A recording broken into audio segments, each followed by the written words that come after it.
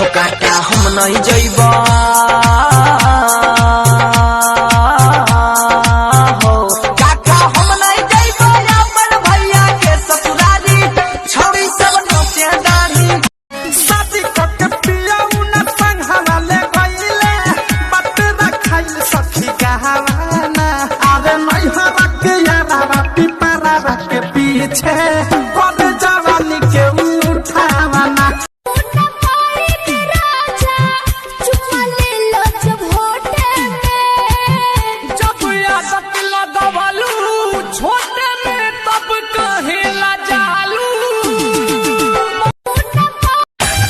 साखी के भतार हमरा मिलल बनमुन हमरा कपार कमान होइल भुनु झुन अरो पता बाजारी के जा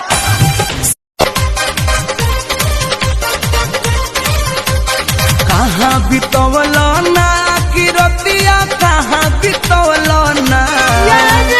कहाँ बितवलो ना कि रतिया कहाँ करेलु माना माना माना ले ला होठ लाली के सवाद धीरे धीरे पहले ले ला होठ लाली के सवाद धीरे बाबू तनी तबलवा पे हुड़का बजाओ तो हुड़का बजाओ तो आवो अरे के मुआनी ए हो दिलवा के तोरा से मुआनी अरे मुआनी कि चाहते गरमी बात हिया में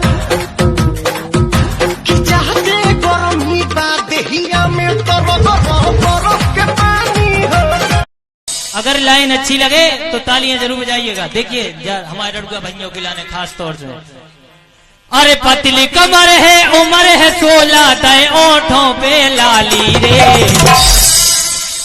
और रड़ुआ बजाओ ताली रे आ गई रड़ुओं की साली लौकाता काहे कहचे मुरैया रसदार लौकाता महंगा जर्नी तोरा हमारे भतार लौकाता होला बड़ी दर्द मरद बुझे ना कर दिया यारे बुझे ना कर दिया हो झगले बीतता दिन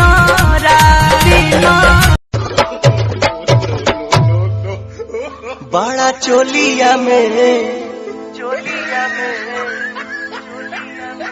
बड़ा चोलिया में होता गुद गुदिए राजा बड़ा चोलिया आई करलू कवन पढ़ाई करलू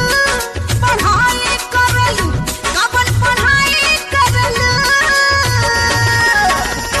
तू कॉलेज के पीछे जाई कवन पढ़ाई आए हाय कदम बदलाई दिया छौड़ी कदम बदलाई दिया आए हाय कदम बदलाई दिया छौड़ी कदम बदलाई दिया दाबे कलच के रोहिल बच के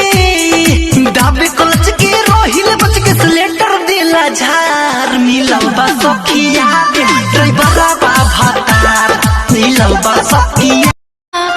लागत पलक दिया बुझाला लागत पलक दिया बुझाला अंतरी सजाई रूप कैसे छोड़ी ना टूटा गई